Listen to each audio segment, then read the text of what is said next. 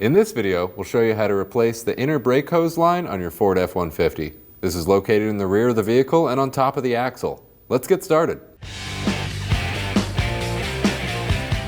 To release our brake line from the bracket, we're going to need a 13mm wrench. Go ahead and loosen up the fitting. If your line moves when you loosen the fitting, go ahead and hold onto the line and make sure that you can move it without twisting the line.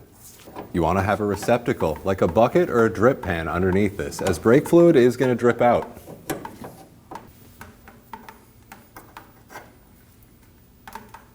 For our bottom fitting, it's the same as the top. We'll use a 13mm wrench to remove that, and then we can pull the shim out.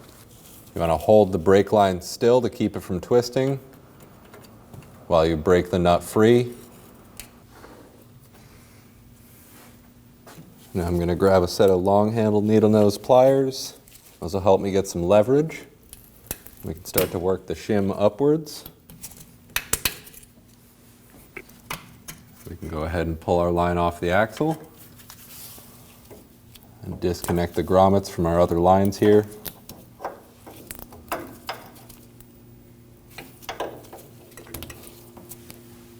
And we can remove that line. As we install each fitting, one side is rounded. You'll see the other sides are just like a nut or a bolt and have sides to them. The rounded side goes to the bottom. And we can slide our shim in. Probably won't be able to push that all the way in by hand, so we'll just bop that in with a hammer.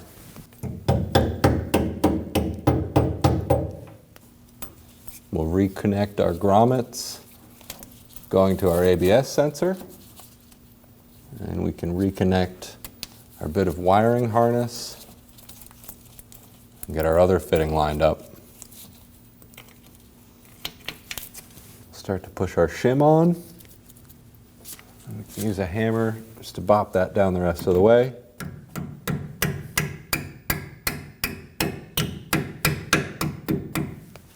Make sure it's all the way down. These fittings can be a little stuck sometimes, so it can help if you twist it back and forth a bit before starting to thread it in. And we can go ahead and snug this down. You want to make sure it's tight, but you don't want to over tighten this and crush the line. Go ahead and get our upper fitting started in.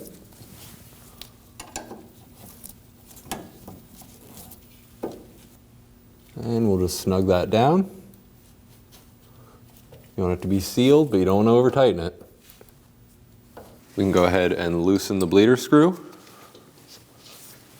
You'll want to have a receptacle underneath this to catch any fluid that may come out. You only need to do about one turn. You can tighten that back down. We'll clean up this area with a little bit of brake parts cleaner. We can go ahead and top off our master. We'll put the top back on the master cylinder. Now we can start bleeding our brakes. We'll start at the right rear of the vehicle, followed by the left rear, followed by the passenger front, and finishing off with the driver's front. We'll be using an 11mm wrench, and it's good to use a receptacle with a hose to catch any of the fluid. I have an assistant in the vehicle, and I'll have them pump the brakes.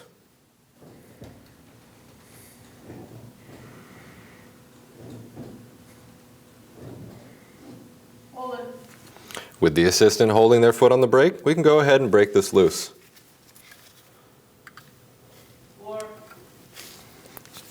can tighten that back down and have them pump the brakes again.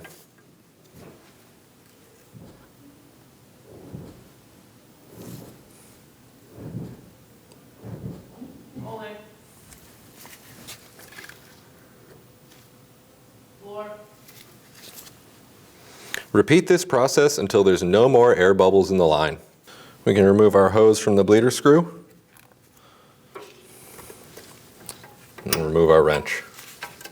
We'll clean up this area with a little bit of brake parts cleaner. And we'll reinstall the bleeder screw cap.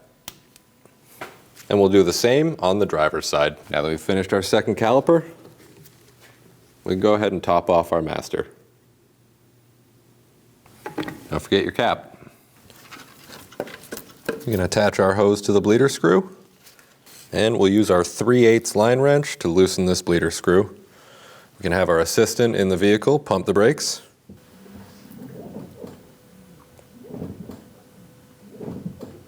Holding.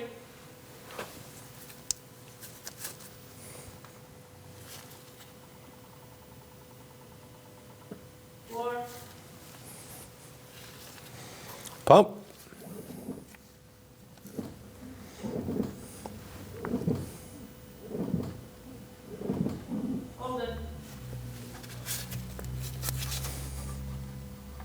We'll repeat this process until there's no more air bubbles in the line. We can remove our hose. You want to be careful not to drip any brake fluid anywhere. If you do get brake fluid on any paint, you want to immediately get some water on it. We'll clean off the brake fluid with a little bit of brake parts cleaner. If you have a bleeder screw cap, you can reinstall it now. We can move over to the driver's front, complete the bleed, and top off our master. And now that we've bled our brakes, we'll top off the master cylinder back to the max line. Reinstall the cap. Take the vehicle for a test drive. If you have a spongy brake pedal, you're gonna wanna do the brake bleed procedure again. We can go ahead and torque the lugs to 150 foot-pounds. When only the best will do, demand TRQ. The only company that lets you view before you do.